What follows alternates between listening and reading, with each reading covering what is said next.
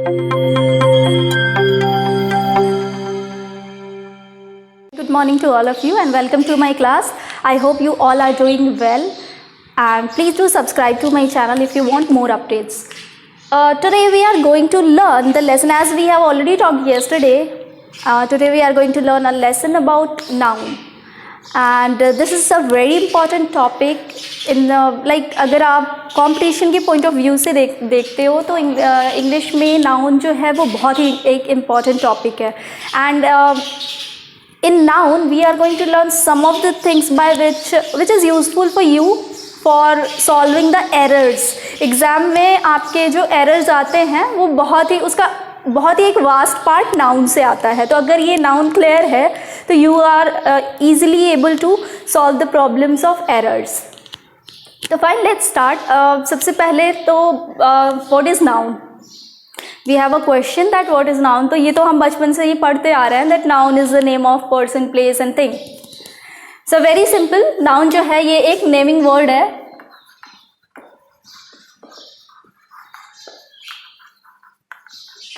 अब ये नेम में कुछ भी आ जाएगा. Name of a person, name of a place, a thing, anything around us is noun.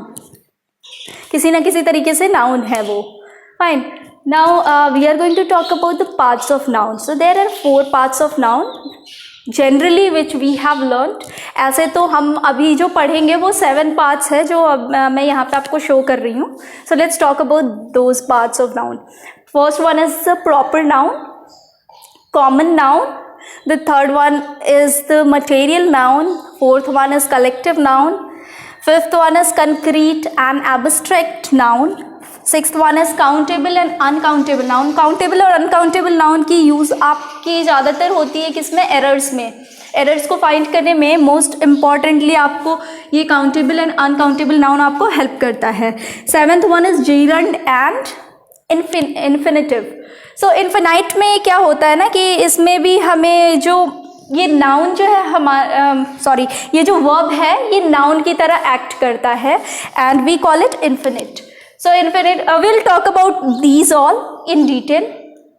So पहले स्टार्ट करते हैं हम पार्ट्स ऑफ नाउन जो कि एक बहुत ही कॉमन मतलब ये 4 जो पार्ट्स हैं नाउन के ये बहुत ही कॉमन है.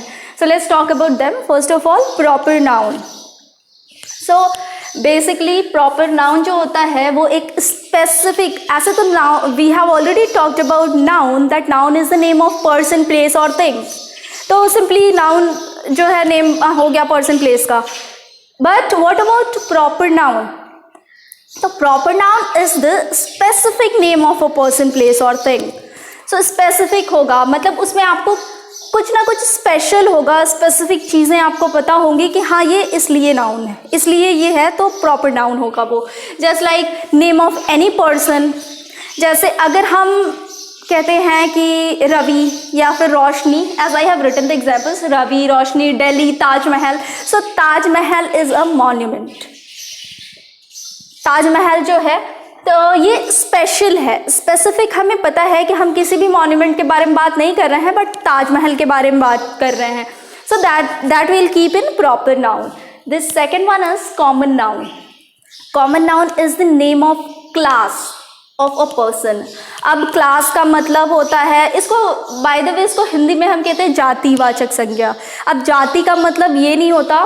Class doesn't shows that we are talking about casteism. ठीक है. इसमें क्लास का मतलब होता है category.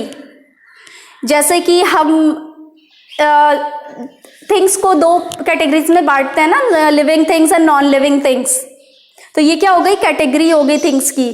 So in the same way name of class और category of a person, place और thing is called common noun. जैसे if we are taking example of a name like Ravi.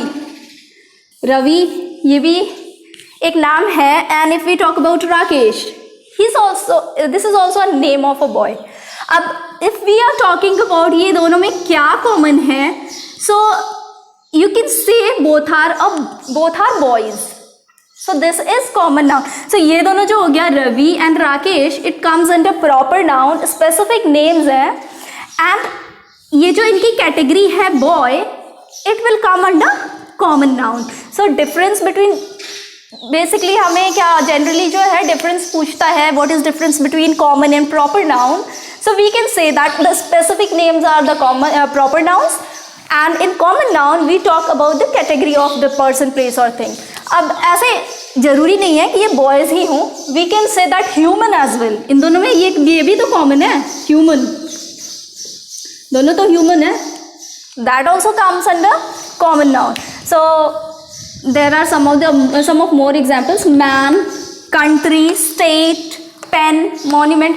If we talk about India, if we talk about name of any country, so India, Pakistan, Australia, so these comes under country. So country will come in common noun. In the same way, Taj Mahal or Lal Killa, or we can say that Hawa Mahal, India Gate. So these are the monuments. इनकी class क्या है, category क्या है, तो monument है, ये monument के under में आते हैं. Now the next one is material noun.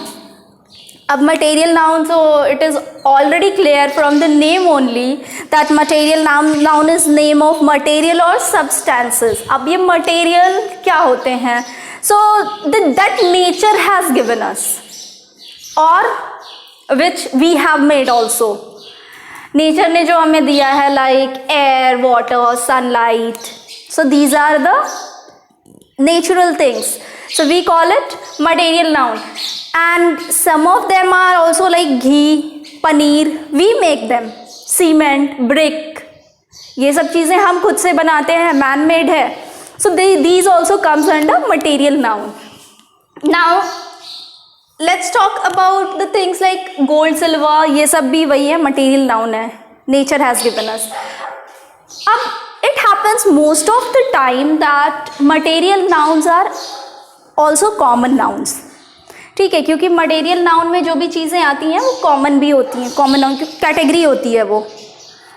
So it comes under common noun. Material nouns are also common nouns. The next one is collective noun. Collective का मतलब ही हो गया कि ग्रुप.